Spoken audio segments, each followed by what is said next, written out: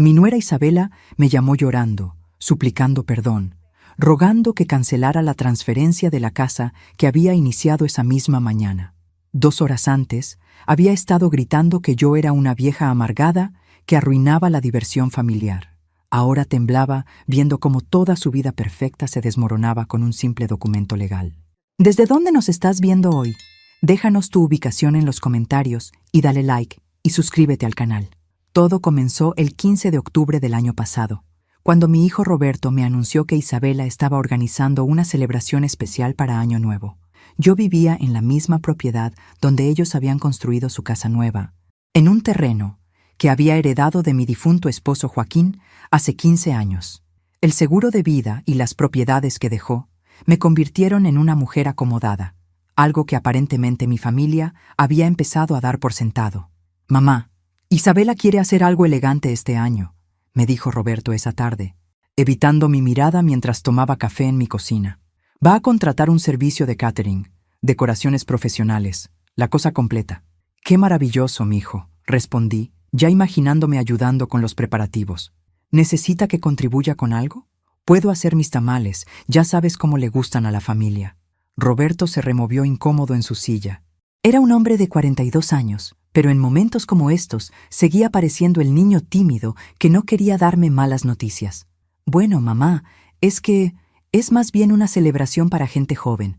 Música moderna, bebidas sofisticadas, ese tipo de cosas». «Ah, claro, porque una mujer de 63 años automáticamente se vuelve alérgica a la diversión». «Qué conveniente. Entiendo. Supongo que no encajo en esa categoría». «No es eso», protestó rápidamente. «Es solo que Isabela quiere un ambiente específico. Nada personal. Nada personal». Qué curiosa manera de describir el ser excluida de una celebración en mi propia propiedad por mi propia nuera. Pero sonreí y asentí, como buena suegra que evita conflictos. «Por supuesto, mijo. Entiendo perfectamente». Lo que realmente entendía era que mi generosidad de permitirles construir en mi terreno a cambio de compañía se había convertido en una obligación de desaparecer cuando mi presencia resultara inconveniente.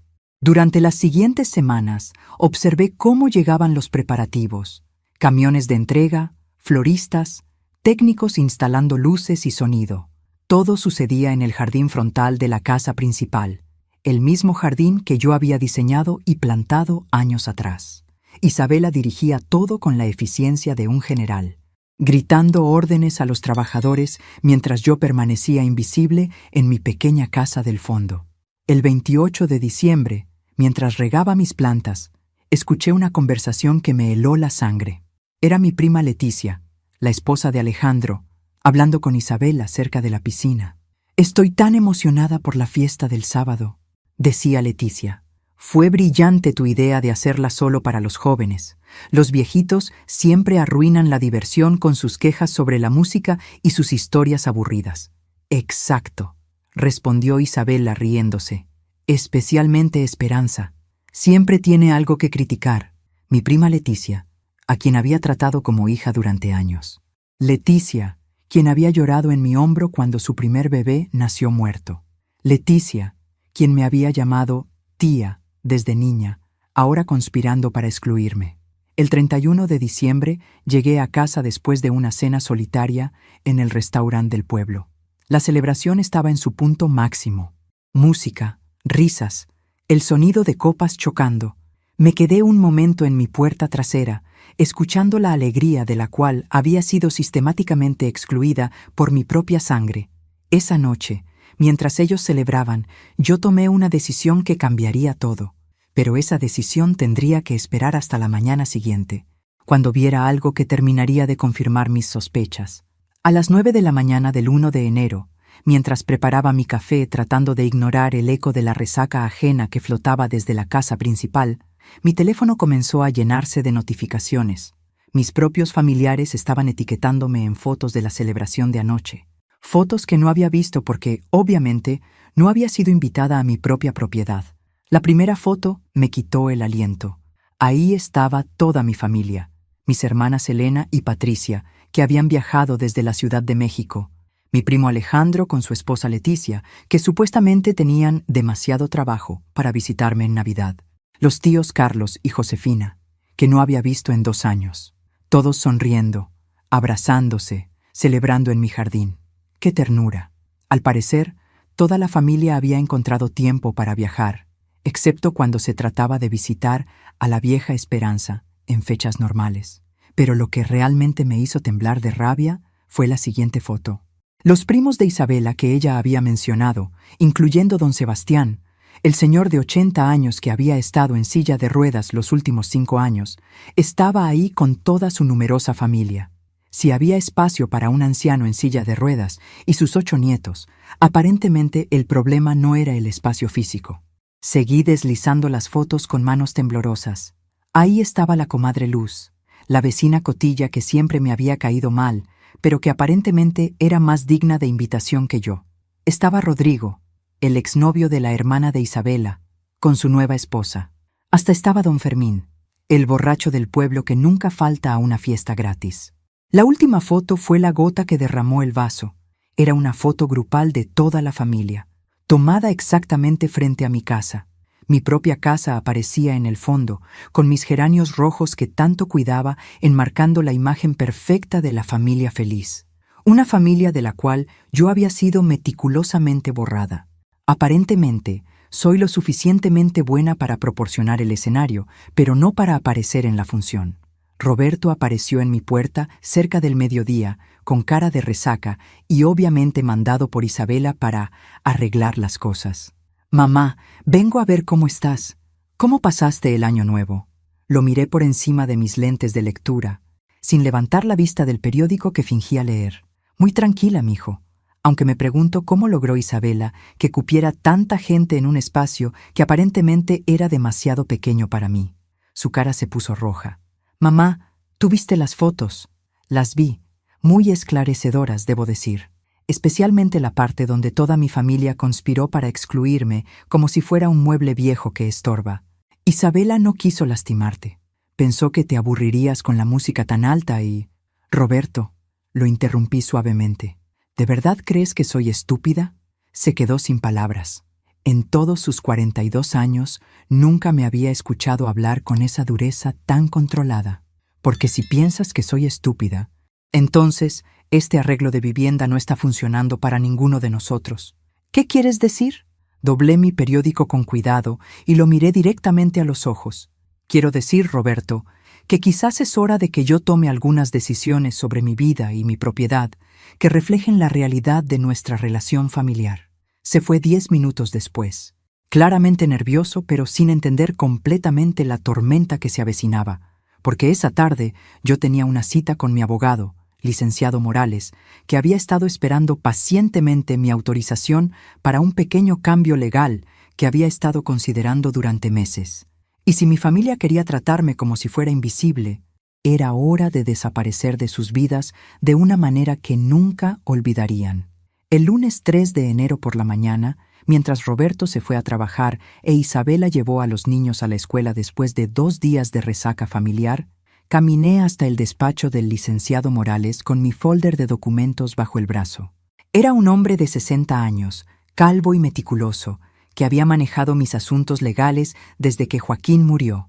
«Señora Guerrero», me saludó con su cortesía habitual. «Me da mucho gusto verla después de las fiestas. ¿Ya decidió proceder con la transferencia que discutimos en noviembre?» «Sí, licenciado, pero con algunas modificaciones importantes». Nos sentamos en su oficina mientras yo le explicaba exactamente lo que quería hacer. Durante los últimos 6 meses había estado considerando transferir la propiedad completa a nombre de Roberto, como regalo anticipado de herencia. Era una decisión generosa que le ahorraría impuestos futuros y le daría seguridad económica completa.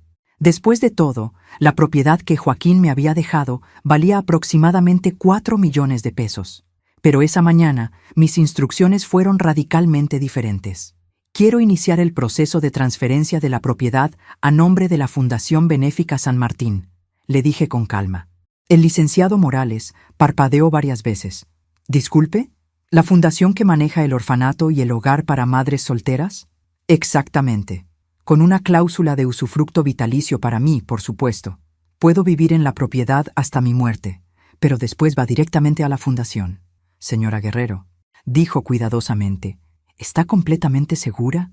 Esto significa que su hijo no heredará nada de esta propiedad. Es una decisión irreversible.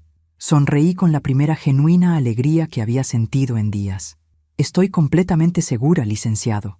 De hecho, nunca he estado más segura de algo en mi vida. ¿Puedo preguntar qué motivó este cambio tan drástico? Digamos que recibí una lección muy clara sobre el valor que mi familia le da a mi presencia en sus vidas. Pensé que sería apropiado ajustar mis planes futuros en consecuencia. El licenciado Morales, que había conocido a mi familia durante años, no necesitó más explicación. Me explicó que el proceso tomaría aproximadamente 2 semanas para estar completamente legalizado, pero que podíamos iniciar el papeleo inmediatamente. También necesitaré documentación médica que certifique su competencia mental, me advirtió. Es protocolo estándar para transferencias de esta magnitud. Por supuesto. ¿Puede recomendarme un psiquiatra? El doctor Hernández es excelente. Puedo concertar una cita para esta semana. Me tomó 3 horas firmar los documentos iniciales y programar las evaluaciones médicas requeridas. Mientras caminaba de regreso a casa, sentí una ligereza que no había experimentado en años. Por primera vez en mucho tiempo, había tomado una decisión completamente para mí, sin considerar los sentimientos o expectativas de nadie más. Regresé a casa y preparé almuerzo como si nada hubiera pasado. A las 3 de la tarde, cuando Roberto llegó del trabajo, estaba esperándolo en la sala con 2 tazas de café y una sonrisa serena. «Roberto, necesitamos platicar», le dije cuando se sentó confundido por mi buen humor aparente. «¿Sobre qué, mamá?» «Sobre decisiones que tomé hoy que van a afectar el futuro de esta familia». Le expliqué la transferencia con la misma tranquilidad con la que habría discutido el clima. Vi cómo su cara pasó de confusión a shock, de shock a pánico, de pánico a desesperación completa. «¡No puedes hacer eso!», gritó, levantándose tan rápido que derramó su café. «Esta casa es nuestra. Isabela está embarazada. Tenemos planes». «¿Ah, sí? ¿Planes que incluían excluirme sistemáticamente de mi propia familia? Eso no fue mi decisión. Eso fue idea de Isabela y Leticia». Interesante cómo la responsabilidad siempre ricocheteaba entre otros cuando las consecuencias llegaban a casa. «Pero tú nunca las contradijiste, ¿verdad, Roberto?». Se quedó sin palabras, porque ambos sabíamos que era verdad. Durante los 3 años que llevaba casado con Isabela, había permitido que ella y mis propios parientes me trataran como una inconveniente anciana que toleraban por obligación. «Mamá, por favor», susurró finalmente, «podemos arreglar esto. Isabela puede disculparse. Podemos hacer otra celebración, incluirte en todo. ¿Disculparse por considerarme demasiado vieja e irrelevante para una fiesta en mi propia propiedad? No, Roberto. Algunas cosas no se arreglan con disculpas». Roberto salió de mi casa gritando que esto no había terminado, que iban a pelear la transferencia legalmente, que yo había perdido la razón. Pero las mujeres que han sobrevivido 30 años de viudez saben que la venganza servida fría es mucho más satisfactoria que cualquier grito caliente. A las 6 de la tarde, cuando Isabela llegó de recoger a los niños después de su día de spa post-resaca, pude escuchar desde mi ventana cómo Roberto le daba las noticias. Sus gritos se escucharon por todo el vecindario y probablemente hasta el pueblo vecino. Los gritos de Isabela esa tarde fueron música para mis oídos, pero nada comparado con lo que vino después. Durante los siguientes días, la vi pasar por todas las etapas del duelo: negación, ira, negociación, depresión.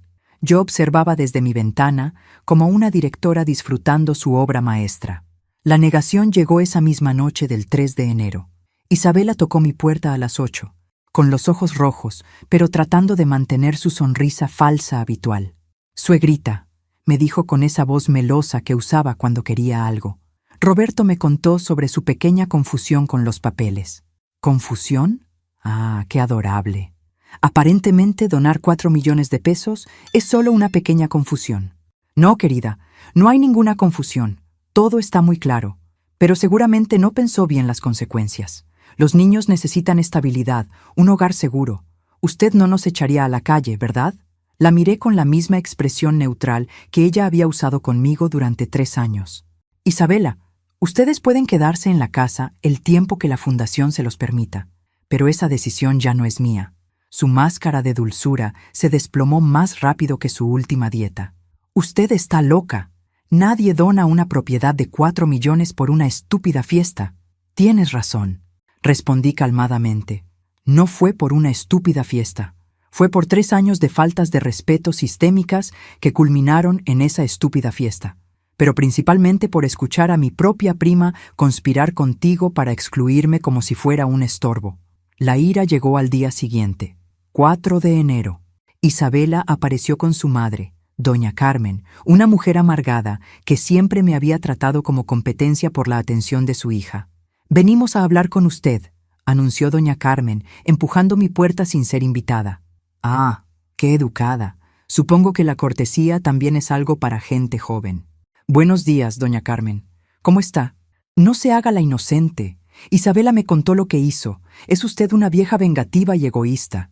Egoísta por donar mi propiedad a niños huérfanos», reflexioné en voz alta. «Interesante perspectiva. Usted sabe perfectamente que lo hizo para lastimar a mi hija. Su hija se lastimó sola». «Doña Carmen, yo simplemente decidí que mi generosidad era mejor invertida en gente que realmente la aprecia». Isabela comenzó a llorar. Lágrimas reales esta vez, no las calculadas que usaba para manipular a Roberto. «Suegra, por favor, estoy embarazada. Es su nieto. ¿De verdad va a castigar a un bebé inocente?» Ah, la carta del embarazo. La había estado esperando desde que Roberto mencionó planes. «Isabela, tu bebé tendrá una madre, un padre que trabaja y abuelos de ambos lados que aparentemente tienen dinero suficiente para organizar fiestas elaboradas. No necesita mi propiedad para sobrevivir. Los niños del orfanato, en cambio, no tienen nada de eso». Se fueron gritando amenazas legales que sabía que no podían cumplir. La transferencia estaba siendo hecha por una mujer de mente completamente clara, con testigos, documentación apropiada y muy pronto, certificación médica de competencia mental. La etapa de negociación comenzó el miércoles 5 de enero, cuando Roberto llegó con flores, que odiaba, y una propuesta económica. «Mamá, hablé con un desarrollador. Podemos conseguir 6 millones por esta propiedad si la vendemos para condominios. Te doy la mitad.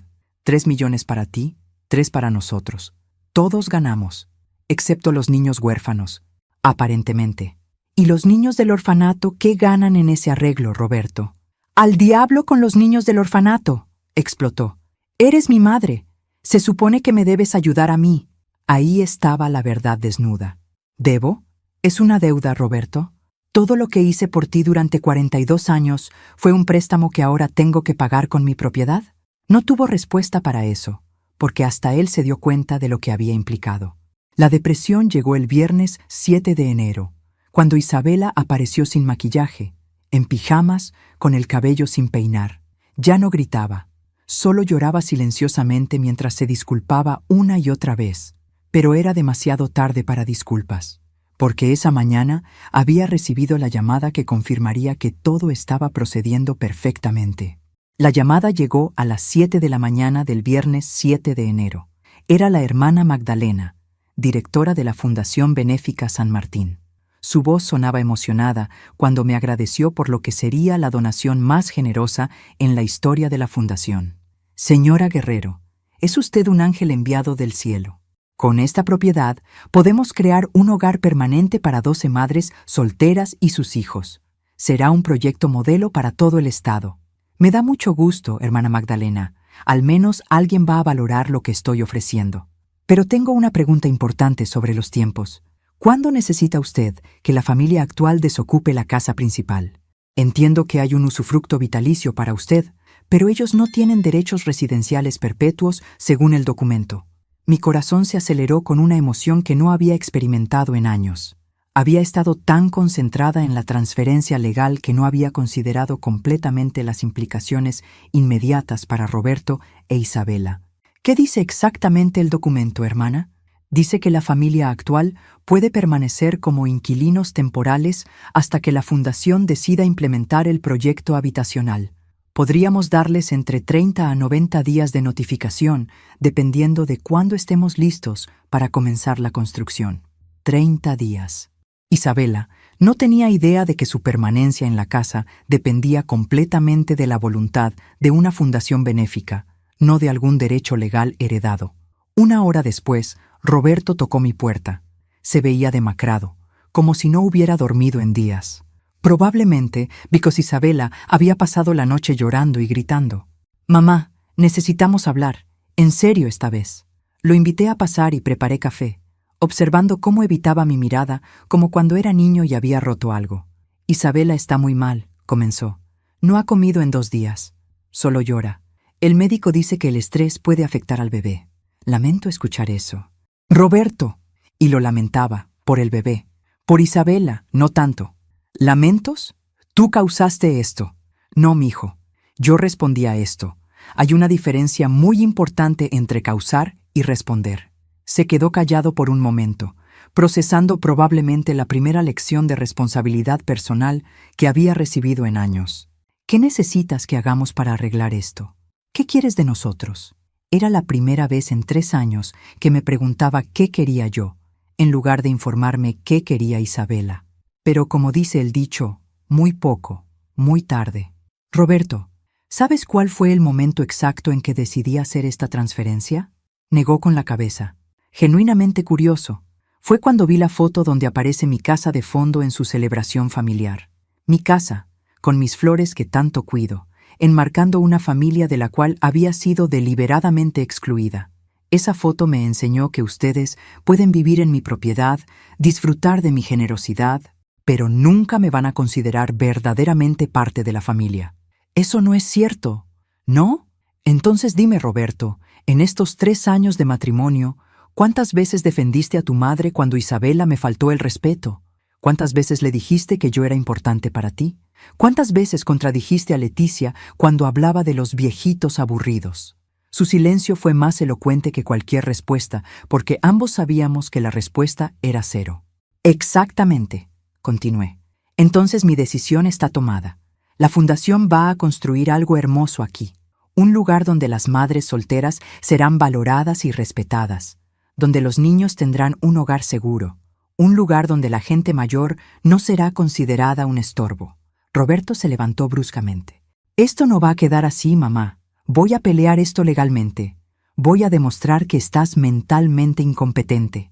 Sonreí con genuina diversión por primera vez en días. «Roberto, ayer pasé 4 horas con el doctor Hernández haciendo evaluaciones psicológicas completas, por recomendación del licenciado Morales. Tengo documentación médica que certifica mi completa competencia mental. También tengo testigos de mi estado mental, incluyendo al padre Miguel, al licenciado Morales y a 3 profesionales independientes». Su cara se puso más pálida que las paredes de mi cocina. «¿Planeaste todo esto?». «Planear implica que tuve que pensar mucho. La verdad es que ustedes hicieron esto tan fácil que las decisiones prácticamente se tomaron solas. Cuando tratas a alguien como invisible durante años, eventualmente esa persona desaparece. Solo que esta vez se lleva sus cosas con ella. Se fue sin despedirse. Y yo sabía que esa tarde Isabela recibiría la peor noticia de su vida. Que no solo habían perdido una herencia de 4 millones de pesos, sino que ni siquiera tenían derecho legal a quedarse en la casa indefinidamente. Porque a veces la venganza más dulce no es la que destruye a tus enemigos, sino la que les enseña el verdadero valor de lo que perdieron por su propia arrogancia y crueldad casual. Esa misma tarde del 7 de enero, mientras preparaba mi cena solitaria y disfrutaba el silencio por primera vez en semanas, escuché gritos provenientes de la casa principal que rivalizaban con el volumen de cualquier telenovela. Aparentemente, Roberto acababa de explicarle a Isabela que no solo habían perdido la herencia, sino que la fundación podía desalojarlos cuando quisiera iniciar la construcción. A las 8 de la noche, tocaron mi puerta con una urgencia que rayaba en la desesperación. Era Roberto, pero esta vez traía refuerzos. Su suegro, don Primitivo Herrera, un hombre corpulento que siempre me había intimidado con su voz fuerte y sus opiniones machistas. «Señora Guerrero», rugió don Primitivo sin saludar, «vengo a hablar de hombre a hombre con usted». «Qué curioso», respondí serenamente, «porque yo soy mujer. Pero si quiere intentar intimidar a una viuda de 63 años, adelante».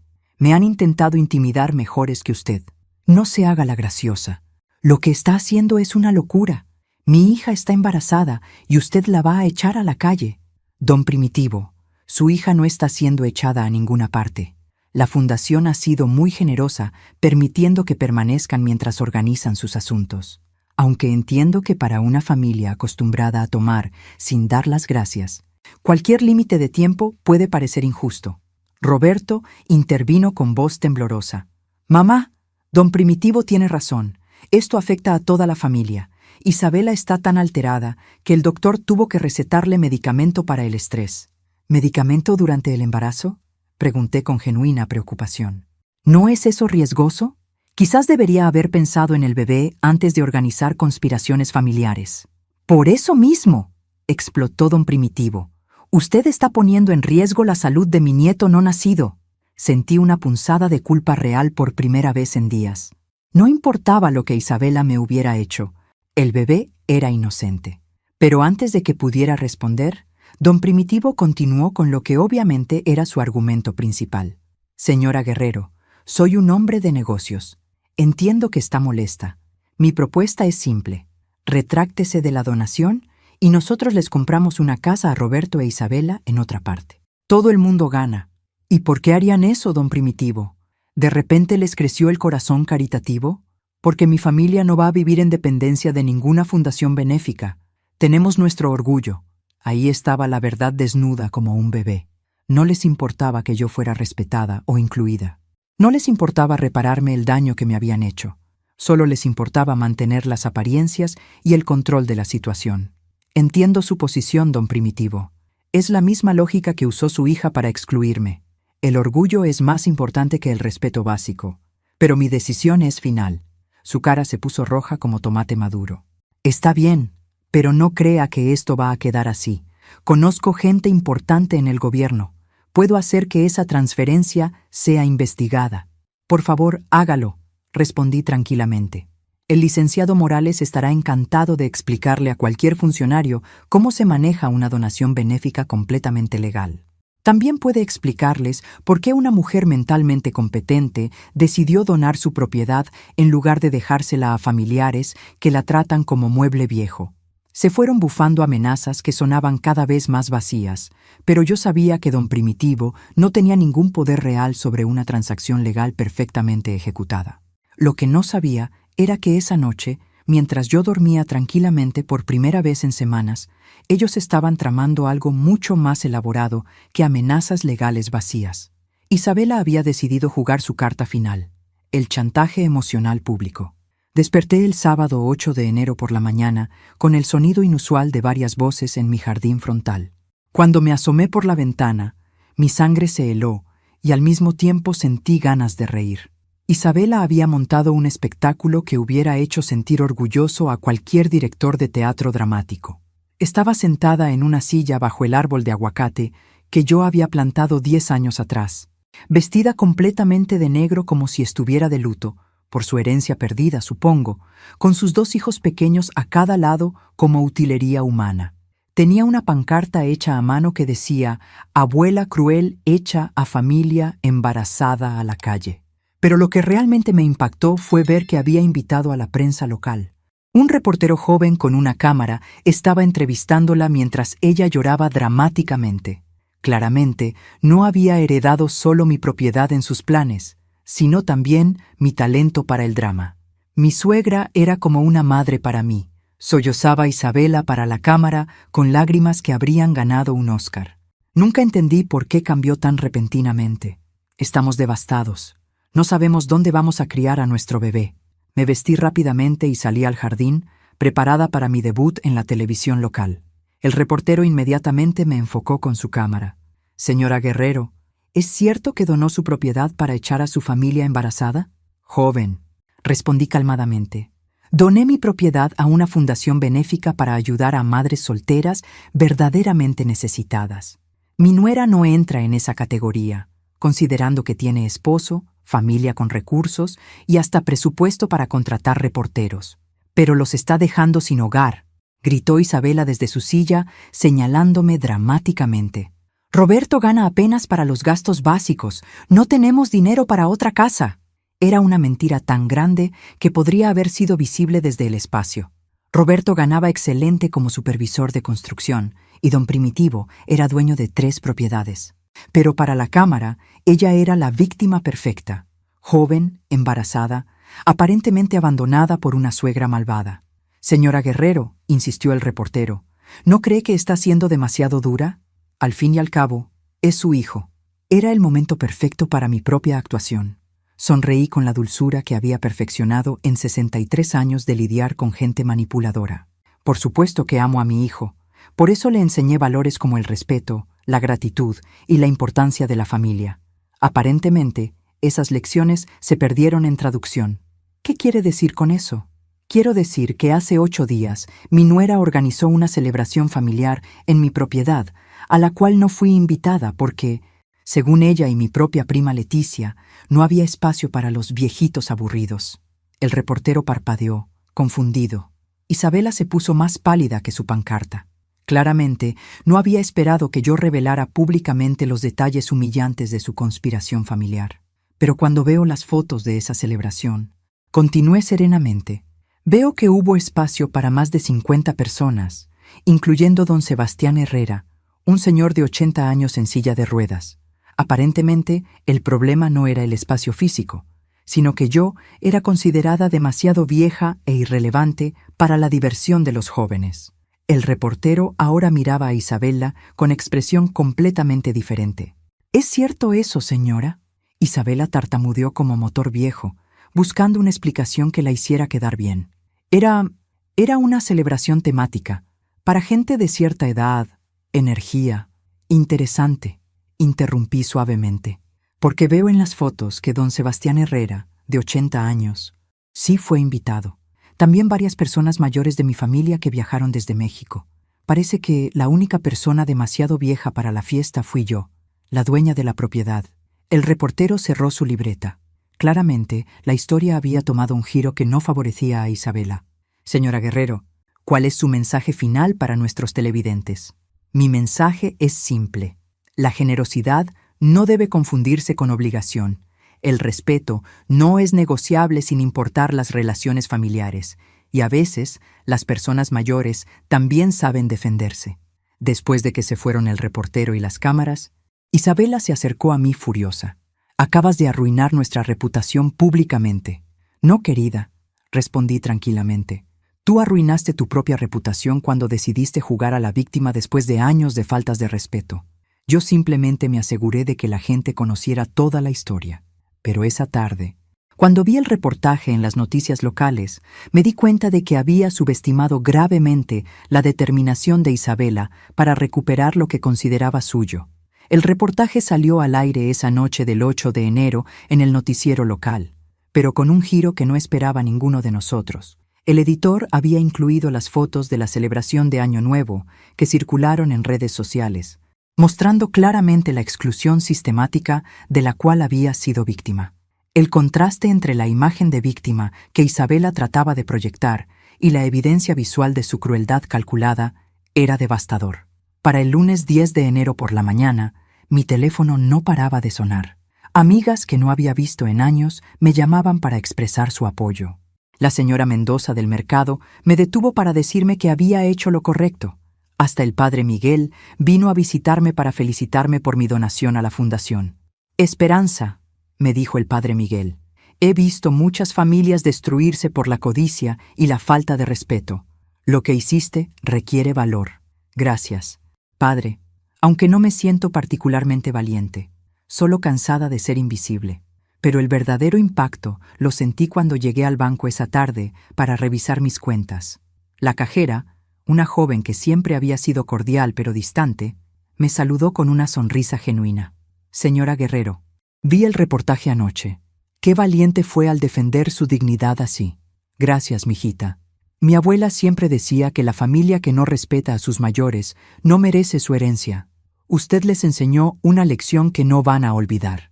Mientras caminaba de regreso a casa, reflexioné sobre cómo una semana había cambiado completamente la narrativa. Isabela había querido convertirme en la villana de su historia, pero el público había visto a través de su actuación como cristal limpio. Esa tarde, sin embargo, recibí una visita que no esperaba. Era la hermana Magdalena de la fundación, acompañada por un arquitecto joven que llevaba planos bajo el brazo. «Señora Guerrero, venimos a discutir los planes para el desarrollo», me explicó la hermana Magdalena. «Queremos asegurarnos de que esté completamente cómoda con nuestros diseños antes de proceder». El arquitecto extendió los planos sobre mi mesa de comedor. La propuesta era hermosa. 12 pequeñas casas familiares distribuidas alrededor de un jardín central, con una casa comunitaria para actividades grupales y cuidado infantil.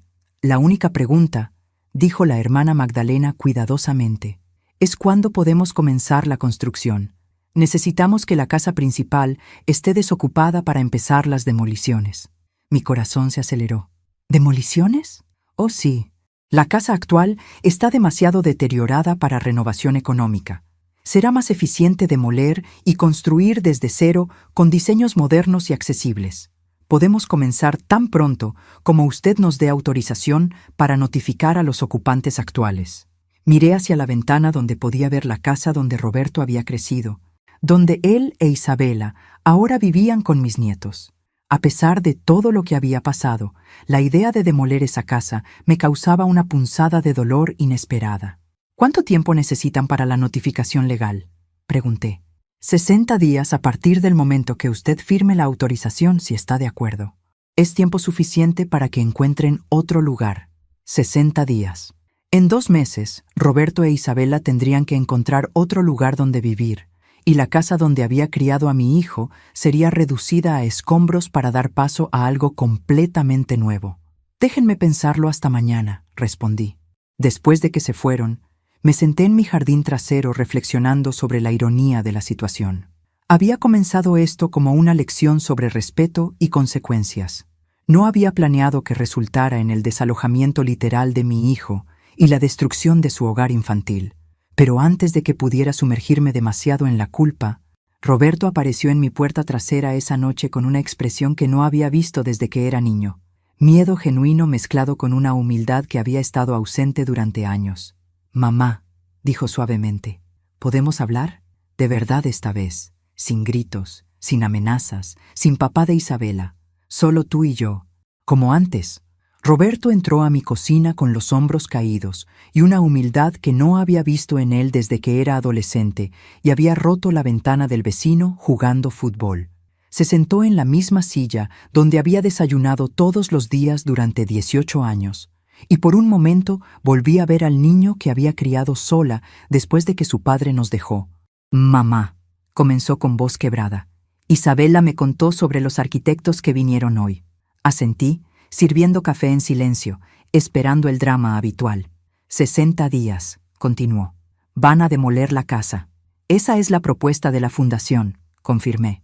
Roberto miró alrededor de la cocina donde había crecido, sus ojos deteniéndose en la marca de crecimiento que había marcado en el marco de la puerta cuando cumplió 10 años.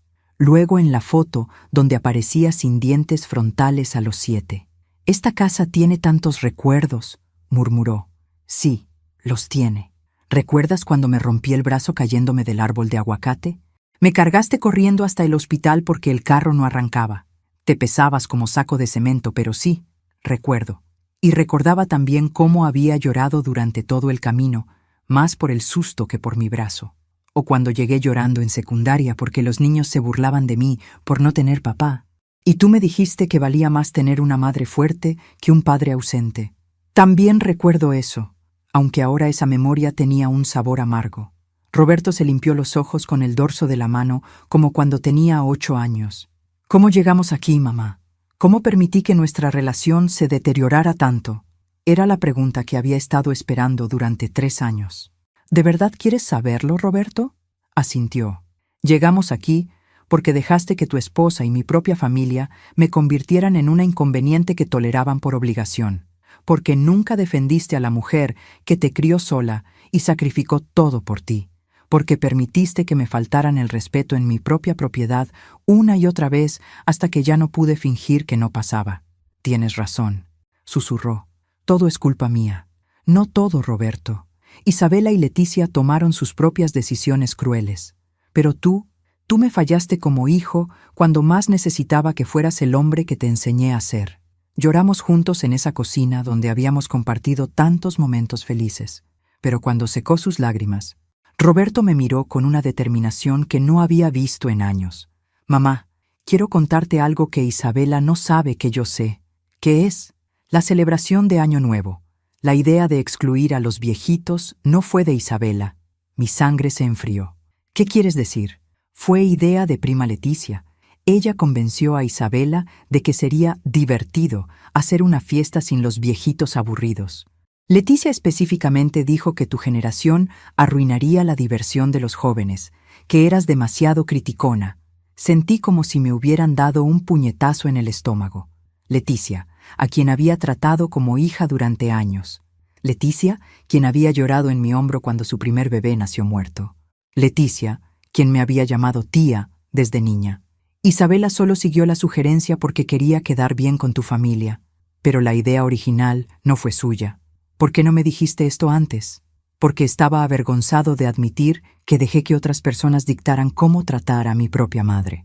Porque es más fácil culpar a Isabela que admitir que fui yo quien decidió no defenderte. Roberto se levantó y se arrodilló junto a mi silla. Mamá, sé que ya es tarde para disculpas. Sé que donaste la casa y que la fundación tiene planes, pero antes de que todo termine, necesito que sepas que lo siento. No solo por la fiesta, sino por los 3 años de permitir que te sintieras invisible en tu propia familia. Roberto, déjame terminar. Sé que merezco perder la herencia. Sé que merecemos tener que mudarnos. Pero hay algo más que necesitas saber antes de que la casa sea demolida. ¿Qué cosa? Roberto respiró profundo, como si se estuviera preparando para saltar de un precipicio. Encontré algo la semana pasada cuando estaba limpiando el ático para hacer espacio para las cosas del bebé. Se levantó y sacó un sobre amarillento de su bolsillo trasero. Mamá, creo que hay secretos en esta familia que van más allá de fiestas de Año Nuevo. Mi corazón comenzó a latir tan fuerte que pensé que se saldría de mi pecho cuando vi mi nombre escrito en la letra familiar de Joaquín, mi difunto esposo. ¿Qué es eso, Roberto? Cartas, mamá. Cartas que papá escribió antes de morir. Cartas que nunca encontramos. Cartas que cambian todo lo que pensaba que sabía sobre nuestra familia. Las manos me temblaron cuando Roberto me entregó el sobre amarillento. El papel estaba deteriorado por el tiempo, pero la letra de Joaquín era inconfundible. Con dedos inseguros, saqué 3 cartas fechadas en los meses antes de su muerte, hace 15 años. Roberto, comencé con voz temblorosa. Tu padre. Léelas, mamá, me interrumpió suavemente. Léelas y después me explicas. La primera carta estaba dirigida a mí. Mi querida Esperanza, si estás leyendo esto, significa que ya no estoy contigo. Sé que he sido un esposo imperfecto, pero hay cosas que necesitas saber. Las propiedades que te dejo no son solo mi herencia, son mi disculpa. Disculpa por los errores que cometí, por las veces que te hice sentir sola, por no ser el hombre que merecías. Pero principalmente son mi disculpa por el secreto que nunca tuve el valor de contarte. El mundo se detuvo. Con manos temblorosas, continué leyendo. El dinero extra de los últimos años no vino solo de mi trabajo. Vino de mi hermano Carlos, quien me estuvo enviando dinero durante una década para compensar algo terrible que hizo hace 30 años. Carlos me confesó antes de morir que él fue quien convenció a tu primo Alejandro de alejar a nuestra familia durante tu juventud, porque pensaba que no éramos lo suficientemente buenos para los Guerrero. Esperanza, tu propia familia te rechazó por años por culpa de Carlos, y yo nunca tuve el valor de decírtelo. Dios mío, susurré, sintiendo cómo 30 años de dolor familiar de repente tenían una explicación. La segunda carta era para Roberto. Hijo mío, cuando crezcas y leas esto, quiero que sepas que eres mi mayor orgullo. También quiero que sepas la verdad sobre por qué tu mamá a veces parece dura con la familia. No es porque sea mala, es porque ha sido lastimada una y otra vez por las mismas personas que deberían protegerla. Cuídala, Roberto. Defiéndela de las personas que no la valoran, incluso si esas personas son familia. Roberto tenía lágrimas corriendo por las mejillas. Mamá, papá sabía. Él sabía que tu familia te iba a lastimar otra vez. La tercera carta era la que me destrozó. Esperanza y Roberto, si están leyendo esto juntos, significa que han encontrado la manera de estar unidos otra vez. El dinero que te dejo, Esperanza, úsalo para hacer algo que te dé felicidad. No se lo des a personas que no te respetan, sin importar si son familia. Roberto, aprende de los errores de tu papá. A veces defendemos a las personas equivocadas por las razones equivocadas. Defiende a tu madre. Ella se lo merece. Nos quedamos sentados en silencio durante largos minutos, procesando cómo las palabras de un hombre muerto habían predicho exactamente lo que había pasado en nuestra familia. Mamá.